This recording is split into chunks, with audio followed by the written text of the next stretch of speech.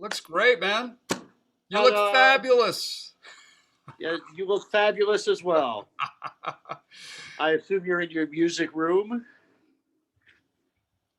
There it is, man. It's been Beautiful. lonely. It's been lonely in COVID. Usually Eric is here and Dave Hansen. So Uh-huh. yeah.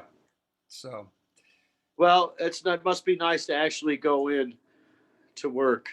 you know it it's amazing the change in my state of mind once I did back in the fall. Yeah, because spring we were all online. Spring of 2020, obviously, right? Sure. Yeah. So it it uh, it felt great. I mean, it just you feel like a human again. Fantastic. Yeah.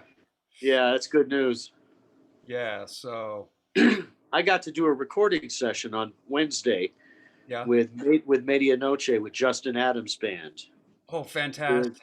Alejandro Castaño, Gonzalo Tepa, and Leo Corona. Yeah.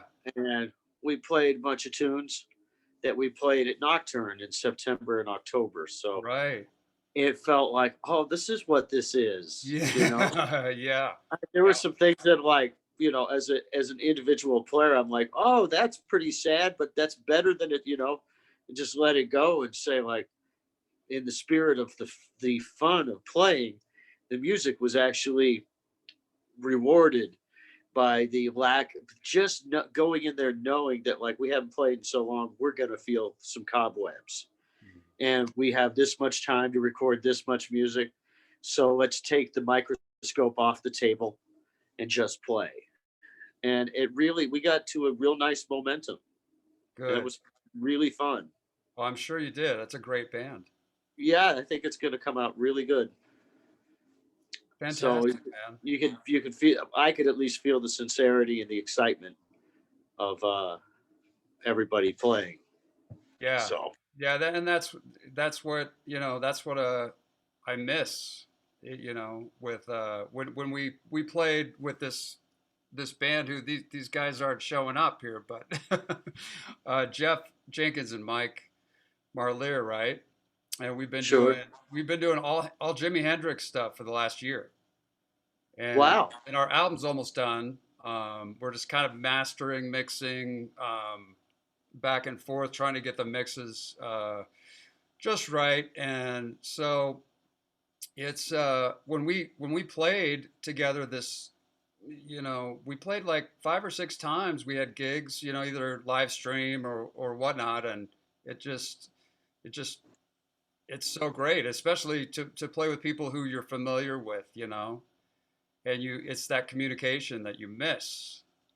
Yes. And I'll never take it for granted again. I hope.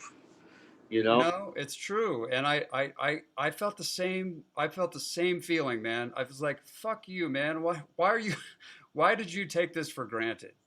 Yes. That is with you there, Mike. Yes, guilty as charged too. Yeah, Yeah, yeah. they So, say. I've but heard them say you don't know what you have till it's not there. it's just human nature, but that's kind of why we started doing these video chats. Just I I wanted to do it just to do something different, and I was thinking, man, we should bring in Greg and John Gunther or Paul Romaine and all the cats, and just talk about this last year.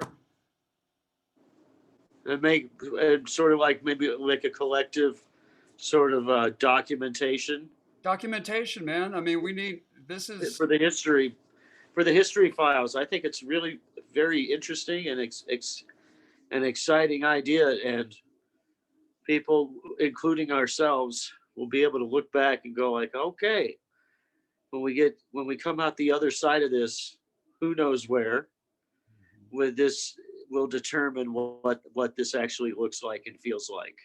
hmm To me anyway, Oh yeah, because if things could get really good, you could say, wow, it was worth persevering. Or things could really tank, and you could say, you remember the good old days when we were like zooming each other Yeah, yeah, That's my right. fear. I don't know which way it's gonna go. Oh, So now there's a thought. Like let's just appreciate zooming, right?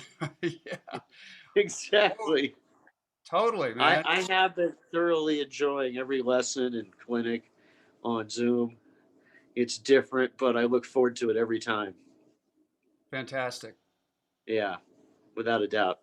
So, since we don't have much time, I thought if you wanted to just start, because I thought we could do another one, another half an hour or Sure. whatever, another time, I just I because it's just gonna be. totally forgot about this faculty meeting and went No, no. completely over my head. Yeah, I get it, man. It's I call it COVID brain. I've had it. I think I everybody. I triple booked today. I was like, how did I do that? Yeah, yeah. With and one was with Chie, so that was easy to move. Uh, gonna Hey, have Kat.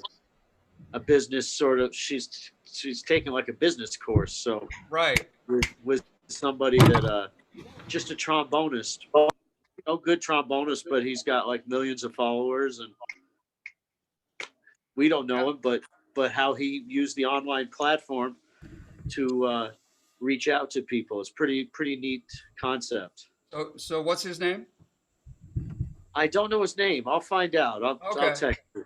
Oh, no, yeah, that's great. That's great. I'm meeting with her to find out more about that, like how to do online presence. So Yeah, yeah. hey there, Hey guys. How you Pat. doing? Sorry, I was here earlier and there wasn't anybody here, and I thought I had the wrong Zoom link. So Good. Hey, We're you glad you're never here. know. now I'm back. So, so just to fill you in, Greg, we were just talking, we don't have much time today. And so Greg's going to talk about, he's been talking about Zoom and we're kind of, you know, going down the COVID road to start. And I thought that would be a good place for Greg to start is what happened like between January and April? Like, what did that look like in your That's life? a great question, and so it looks things looked very promising on the work front. I had some well, several tours with Maria Schneider, and like one or two concert runoffs.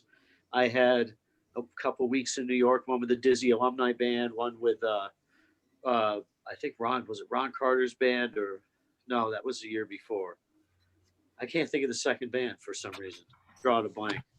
But at any rate, I had some of those, and then with the Dizzy band, half the band we were supposed to go to Singapore and do like an outreach thing with some musicians there and in that part of the world and try to do a tour from there. So I was looking at like, ooh, right on. This is all high quality music and it pays well. And it's with people that are more family Mhm. and friends than they are like band members. You know, in every case, they're like people that just so much history with. And in some cases, like jazz history in front of us, you know. But So I was excited about that.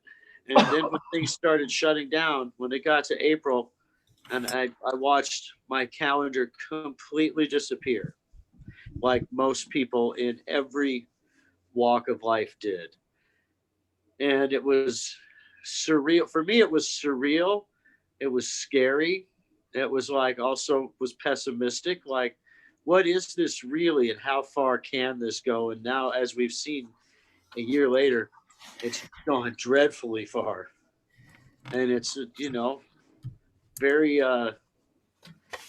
very strange kind of feeling to be grateful just to be sitting at home doing nothing. And I have some friends that have, and colleagues and acquaintances that have had COVID, and a few have passed away. A few died. I have some that are really struggling. One in particular that's really in and out of it just won't leave him alone for months. Mm. And as So so he's sort of quote unquote recovered, but it's still there. yeah, he's still getting it. He's recovered, but it still keeps coming back. Wow. And he was never a smoker or a drinker, so at any rate, he's doing all right now. Thankfully, thank God. He's on like an continuous upward trend. But just to watch how some people are just not affected hardly at all, and to see how some people die and everything in between, and it's for me, my whole feeling about you. I know you asked about till like April, but the whole thing has been learning how to live with myself and not drive myself crazy, therefore not driving people I love crazy. So I've spent the entire pandemic with Brenda, who's got to be the kindest, most patient soul on earth. It's, Awesome.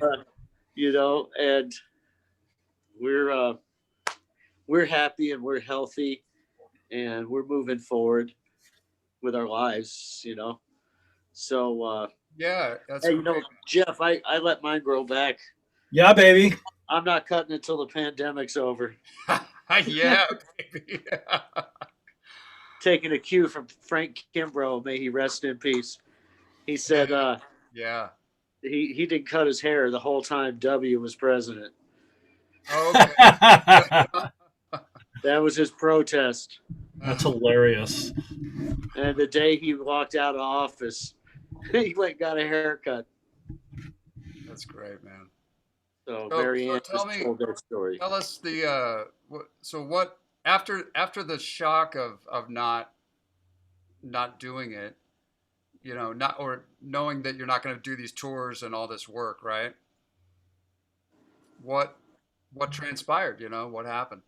Oh well, at first I at first I just kind of said, okay, well, this doesn't look like this is going to change in the very near future.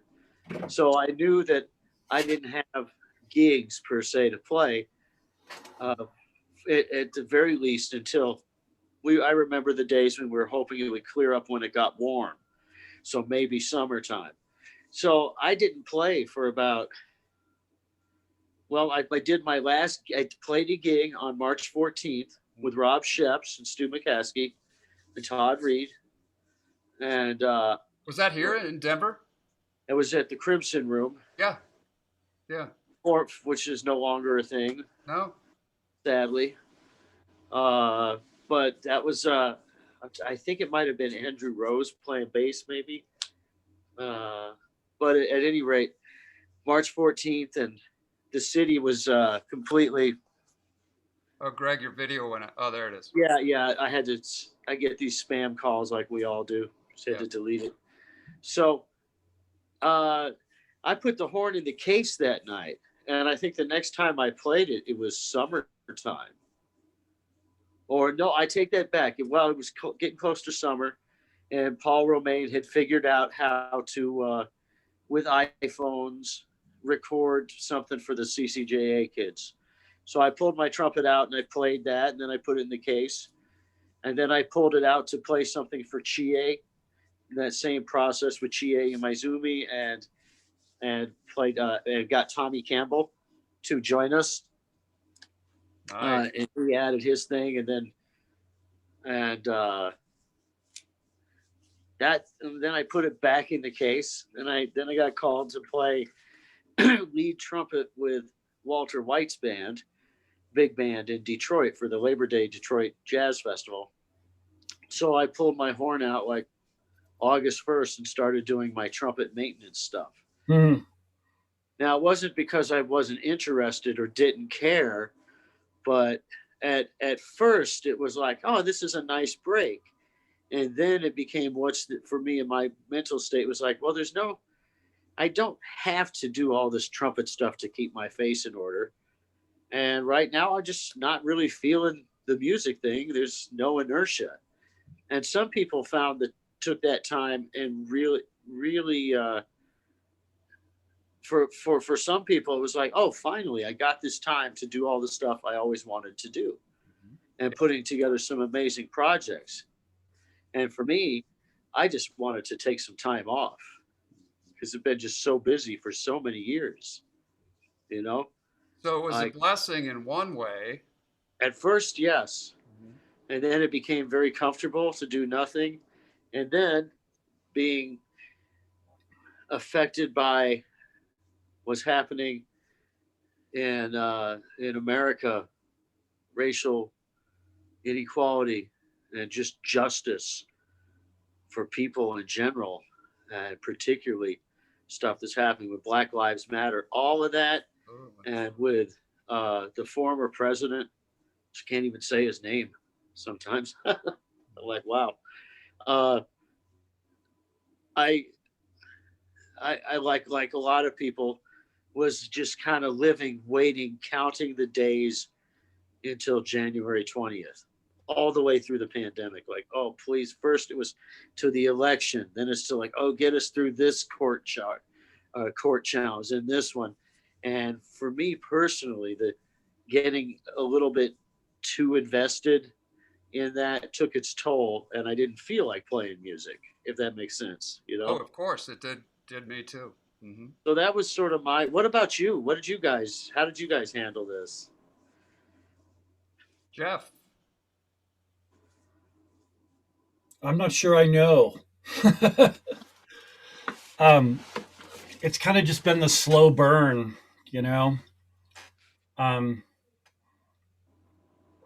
I think it's sort of triggered a certain inactivity and depression to for Huh? sure that I've been fighting and sort of fighting wanting to feel motivated is definitely has definitely been happening, and I think I'm lucky that I have a job at CU, which gets my butt out the door.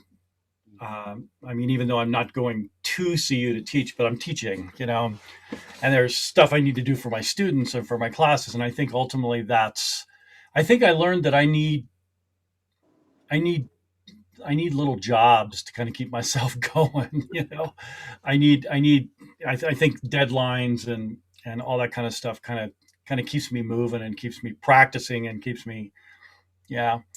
I s- I had a divorce from the organ for a month where every time I looked at her, I was just like, she was just mean to me and I was just sick of her. So, but we're making Right. up again. It was just a separation. It wasn't a divorce. It was just a part-time separation. We just needed our space, you know? I, you know, I understand that too. yeah, I totally relate. yeah, me But too. you know what's been, if there's been anything positive for me, um, it's been that I've had so many dinners with my wife. Almost every day we have dinner together, you know, Wow. and I'd forgotten what that's like. I mean, it just, you know, in a busy musician's life, you're usually either getting home from teaching late, or you're on your way to a gig, or you're doing a rehearsal. You've got to prepare something for the next day, and that time, that hour and a half to be together and have dinner together, just is so precious, man. It's so great. It's been a really nice connection for me, with myself and with Terry Joe, you know, and it's been, I don't want to lose that. When I get busy again, I need to figure out. I understand it's not going to be every day again, but I need to remember how special that is. You know, that was always a thing, right? With my parents' generation, to have dinner together was a huge deal. You know, and they were farmers, you know, and it was like, my grandparents were farmers, and that Or mine. preparing dinner was like, you know, such a huge part of the day, and that connection with your family is so precious, you know. Yeah, we were talking. Greg and I were talking about taking music for granted. You know, when you're able to play with people and you know, commiserate and communicate musically with people and get into that space, and Oh my God, yes. we realized, you know, we took it for granted, and so we don't want to, and it's that lesson of, you know, constant lesson that we keep, you know, relearning is enjoying the moment. You know, how can we enjoy the moment more? And also, you know, Mike, the few times that we've gotten to play together with our group, you know, that feeling of musical connection Absolutely. which you never get in a practice room. No matter how and what you're working on or what kind of new shit you're trying to find or just keeping your chops up. That those moments where you're playing something and you all sort of think something at the same time and you look at each other amazed. There's nothing like that, right? There's just, and that's easy to forget. And when it happens again, you just go, oh, it's like a miracle. It's like, oh, Yeah. I forgot about this. This is so beautiful, man. That kind of connection, which of course the music we play, it's all about that. So that's why we do it, I think. It is. I just got into it for the hang. No, I'm kidding. Yeah. The hang is a beautiful thing too. Actually, no, the music without the hang can be it's very intense, but the music with the hang can't be beat. Yep. Nope. I know we all have some friends that are so hardcore in their commitment to artistry that the hang is like this. What are you talking about? They got to get back and practice and Mm-hmm. anything else brilliant. Yeah. On a mission. Yeah. Yeah. Yeah. I wonder if Train was like that. That's what I heard. Oh, I'm sure. I don't think he really liked to hang. I think he liked to play and practice. Frank Tiberi said that like every waking moment he was practicing. Bobby Shue told me that he was on a couple of tours that, get this, for like a 6-week tour, the two bands that were playing opposite each other were Woody Herman's band, the Sal Mystico era band with Jake Hanna. Wow. And that's just a great band. And John Coltrane Quartet. They were Wow. playing opposite each other. So he got to hang out, talk to them. He said Train had a broomstick that he had glued Coke bottle caps to the broomstick in the shape and pattern of a tenor saxophone. He'd take that on the flights, close his eyes, and What? just jump. Yeah. Wow. So he was pretty hardcore. Yeah. Yeah. That's what Jimi Hendrix was. He played going to the bathroom. I mean, he'd go to the bathroom and take his guitar. Right? It was just never out of his hands. Wow.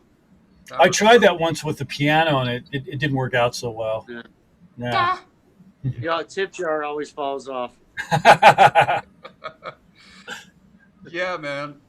Well, I remember I heard a clinic with Bill Evans when I was at North Texas, and somebody asked him about Train because there's like thousands of tenor players down there, and he said a couple things that were interesting that I'd never heard anybody else say. He said, first of all, he didn't think there would have been a Coltrane if there wouldn't have been a Miles Davis. Mm-hmm. That Miles gave him the room and the space and the encouragement to go wherever he wanted to go and a living, And I thought that was pretty interesting. And Bill also said that they would play these sets, these long sets, and they'd all kind of go to the bar and hang out. And Train would go back to the kitchen and practice on the set breaks. Like he just didn't stop. Wow. Well, there's no mystery. No. Yeah. He was special, truly gifted And driven. and driven. Man, all those tenor players coming out of Philadelphia at the same time: John Coltrane, Jimmy Heath, and Benny Golson. Yeah. They're prolific. Like, wow. And they used to hang out. Yeah, they Imagine did. Mm-hmm. Man. Yeah. So getting back. Wasn't George Coleman part of that too? I thought George Coleman was from Memphis, I thought. Oh, okay. But I'm not sure. I don't know. Yeah. Huh. I'm showing my jazz greenness right now. I'm super green. Yeah. Yeah. The more years you spend in jazz, the more you don't know. So true. But getting back to the COVID thing, so like, how was it not playing, man? I mean, didn't you? I know you didn't have any inertia, like you said, right? You didn't have any gigs coming up, but I felt the same thing, but we kind of had a few gigs here and there, and and I did take a little 3 or 4 days at a time, but I didn't take a real long break because it just I couldn't do it. Well, for me, like there's I one day I just kind of noticed, and this was about, I want to say about mid-September, maybe early October. Well, September and October I was playing 2 to 3, sometimes 4 nights a week. So and then everything shut down in November. So in November I didn't play for. It was funny. All of a sudden I realized I hadn't played for about 6 weeks or 7 weeks, and but one day I realized that when I was playing, I was like, "Yeah, when's the last time I played?" I just noticed I was playing. It wasn't like I said I got to practice. And then from that point on, I was like, "Oh, okay, I'm back. This is fun again." And now it doesn't feel like a chore. It doesn't feel like, you know, I didn't feel like in the what they call game shape as a brass player, but I didn't have to be. So I got to explore some things in a different way and actually take the time to like play a long tone for 60 minutes, you Wow. know, and do that trumpet stuff that generally nobody really wants to do. And the stuff that when people do it, it makes a huge difference in how they sound and feel when they're playing music. Hmm. It's just a certain thing. So I started doing that boring stuff and put the TV on and watch movies and watch sports, and while Brenda's working, I'm doing that stuff that I tell my students to do. Hmm. Hmm. Hmm. And it works. Hmm. Mhm. It all works. Yeah. So I'm not really practicing more that on any music per se. Is it more like I do like to mess with different sounds and scales and find shapes and improvise in that manner, but I'm not playing tunes or trying to play towards a specific performance goal. Hmm. Right. And it's been really fun. The last 2 3 months have been, well, the last two months have So been really really, fun. what you're saying is that from like March 14th or 15th when you put your horn down, you didn't really feel like playing until November. Well, but September and October I had some gigs, You had gigs, and then you so I started feeling started like, practicing in August 1st. okay, I started practicing knowing I was going to have some gigs, so I didn't want to be that guy yeah, and show up like, "Hey man, how's everybody doing?" and then sound sad, you know. So I wanted to like make sure that I was like respectable and respectful of the level of musicianship. So I did the stuff, and then I just, as soon as it was done, October 31st, I put the horn back in the case for like a month. oh, okay, okay, yeah, yeah, Yeah. it's November. Uh, Yeah. Now some people say, some brass teachers say, advise that you should play all the time or every day and never take a day off or only take one day off. But I've kind of found that it takes me about 10 days of, if I really want to feel like I'm in really like ready to go on the road, it takes me about 10 days to where I have a chance. Mm-hmm. But I always give myself a month. Mm-hmm. So, and I know there's folks, brass teachers, that would say that's a really poor example, being a professor and saying that like you'll not play for 6 weeks. But Yeah. there was also a time where I went 2 years, 9 months, and 17 days without a break, not a single day or night off. You know, so it sort of balances out in the long run. It does. And Yeah. that kind of schedule can be hard on your chops in other ways, right? Yeah, it's just making the donuts. You know, again, Yeah. I don't know. Actually, one thing from after experiencing this COVID break, uh, that was been imposed on us, is that I don't know if I want to, like you touched on it, Jeff. I don't know if I want to go back to being so busy that I'm squeezing in every gig I could possibly squeeze in every tour and every clinic, and with that sort of focus on that at the expense of my life with Brenda and my expense of just feeling the joy of music rather than the responsibility of music. Yeah. Wow. Right on. I think that's a good place to we gotta wrap up. It's 2:30. But And I have to how's go to a faculty meeting. It's 2:30. It's wow. 2:30. Time to go to the dentist. Yeah, 2:30. How's that? exactly. Can we do next Friday, like at 1:30, Greg? I And think so. and continue and we'll talk. Okay, let's Hey, definitely Greg, it's a talk. gas to see you, man. Jeff, great to see you Makes too. my heart sing to see your face, brother. Right Oh, on. mine to you for yours as well. All right, Oh man. we'll see you soon, and we'll talk, Mike. We'll talk. Okay, thank you All so right. much. Thanks, man. Bye bye. Jeff. Hey, man. That was cool. That was great. I just love Greg, man. I never get to talk to him. That I was so know that fun. was what a great idea. Good idea. Are you at DU? Yeah, I'm at DU. Okay, I thought Yeah. that looked like an office. Yeah, man. Um, This is the two piano office. Oh shit, nice. Is that Eric's office? Huh? Is that Eric's office? Yeah, Eric and I share.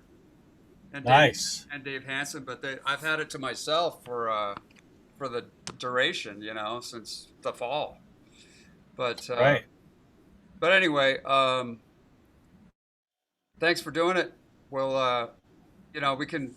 I thought we'd continue with Greg because he's got so much, to say, and we'll continue next week. And I got a lesson right now. Actually, are you teaching anymore today? I taught earlier today. I taught 3 hours earlier today. So, Yeah, yeah. and I actually do have something at 3. Yeah, I'm meeting with a student. Um, you know, I thought I had to do auditions tomorrow, Okay. but I actually may have some time. I don't know if you have any time. I have some time. I have. Can I get back to you? Yeah, just get back to me. I have a couple of auditions in the morning, not auditions, but interviews on Zoom. So Yeah. we can figure it out. Well, I had put auditions in my calendar like 4 Saturdays in a row, but in the middle, one of them, for some reason, there's not auditions. I don't know why that is, but Huh. Okay. so Yeah. anyway, cool. I'll send you a text. Okay. Sweet. Bye. All right. See ya. See ya.